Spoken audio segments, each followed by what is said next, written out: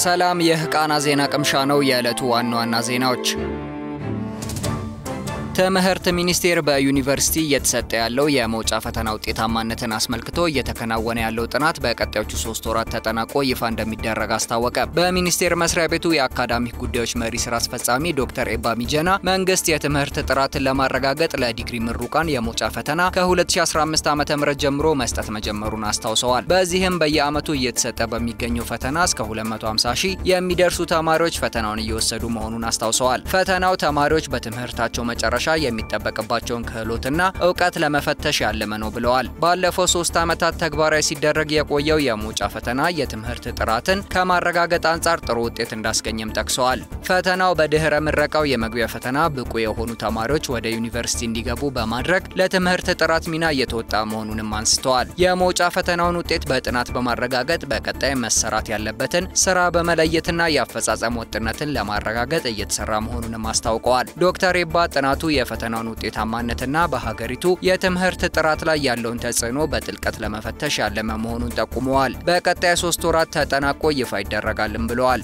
ለድህረ ምረቃ ተማሪዎች በአመቱ 2 ጊዜ የሚሰጠው የመግቢያ ፈተና ጥሩ አፈጻጸም እያስመዘገበ መሆኑንም ጠቁመዋል። በቀጣይ ደግሞ የድህረ ምረቃ መርሃ ግብሮችን በምርምር ለመደገፍ ጥናቶች ለማከናወን ዝግጅት እየተደረገ መሆኑን እንደተናገሩ ኢዜአ ዘግቧል።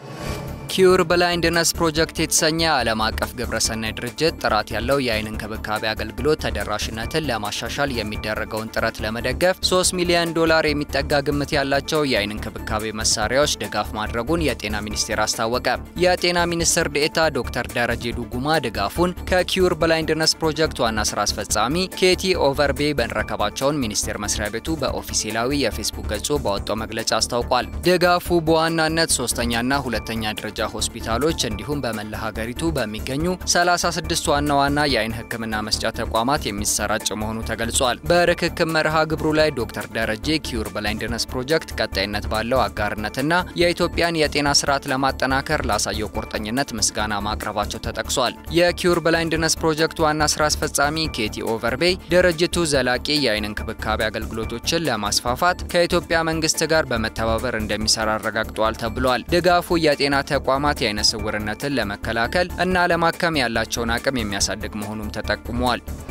በጊኒ ከፍተኛ የሆነው ፍርድ ቤት በመፈንቅለ መንግስት ሀገሪቱን እየመራ የሚገኘው ሁንታ መሪ ማማዲ ዱምቡያ በመጪው ታህሳስ ወር በሚደረገው ፕሬዝዳንታዊ ምርጫ መወዳደር የሚችሉበትን ፍቃድ ሰጠ። ፍርድ ቤቱ ከዱምቡያ በተጨማሪ ብዙም የማይታወቁ ተጨማሪ 8 እጩዎች ለምርጫው መወዳደር የሚችሉበትን የሁንታ መስጠቱን አዣንስ ፍራንስ ፕሬስ ዘግቧል። እንደ አውሮፓውያን አቆጣጠር በ2021 በመፈንቅለ መንግስት ስልጣን የያዙት የምዕራብ አፍሪካዊቷ ሀገር መሪ ስልጣኑን ለሲቪል አስተዳደር ለማስረከብ ቃል ገብቶ የነበረ ቢሆንም በምርጫው ለመወዳደር መወሰናቸውን ዘገባው አክሏል። የሀገሪቱ ጠቅላይ ፍርድ ቤት በምርጫ ለመወዳደር ከተመዘገቡ 51 ሰዎች ውስጥ የመጨረሻዎቹን 9 እጩዎች ትላንት ምሽት ይፋ አድርጓል። በስደት ላይ የሚገኙትና የተቋሚ ፓርቲ መሪውና የቀድሞ የሀገሪቱ ጠቅላይ ሚኒስትር ሴሉ ዳሌን ዲያሎ ከምርጫው ውጪ እንዲሆኑ ተደርጓል። በወጣው ዝርዝር መሰረትም አሁን ላይ የወታደራዊ ሁንታው መሪ ማማዲ ዱምቡያ ዋነኛ ተቀናቃኝ የሚሆኑት ሁንታውን በመታገል የሚታወቁት ፋያ ላንሳና ሚሊሞኖ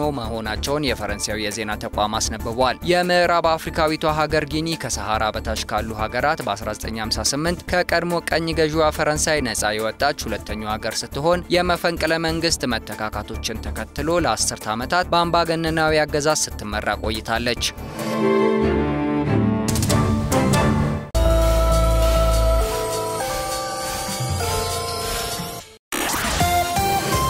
ኢትዮጵያ ከሩሲያ ጋር የዓለም ንግድ ድርጅት አባልነት አካል የሆነውን የሁለትዮሽ የገበያ ድርድርን አጠናቃ ስምምነት መፈራረሟ ተገለጸ። ስምምነቱ ትላንት በሞስኮ በተካሄደው 19ኛው የኢትዮጵያ ሩሲያ የጋራ ኮሚሽን መድረክ ላይ መፈረሙን የንግድና ቀጠናዊ ትስስር ሚኒስትሩ ዶክተር ካሳሁን ጎፌ በኦፊሴላዊ የፌስቡክ ገጻቸው ባሰፈሩት ጽሑፍ አስነብበዋል። በሁለቱ ሀገራት መካከል የተደረገው ስምምነት የኢትዮጵያን የዓለም ንግድ ድርጅት አባልነትን በመጪው መጋቢት በ14ኛው የድርጅቱ የሚኒስትሮች ኮንፈረንስ ለማሳካት ጥልቅ ግብዓት ይሆናል ሲሉ ሚኒስትሩ በጽሁፋቸው ገልጸዋል። ኢትዮጵያ የዓለም ንግድ ድርጅት የድርድር አባልነት አካል የሆነው የሁለትዮሽ የገበያ ተደራሽነት ድርድር ስምምነትን ከቱርኪዬ፣ አርጀንቲናና ከቻይና ጋር በቅርቡ መፈራረሟ የሚታወስ ሲሆን ሩሲያ ስምምነቱን የተፈራረመች አራተኛዋ ሀገር ሆናለች። ዶክተር ካሳሁን በመግለጫቸው ከሌሎች ሀገራት ጋር ተመሳሳይ ድርድሮች በመፋጠን ላይ እንደሆኑ ጠቁመዋል።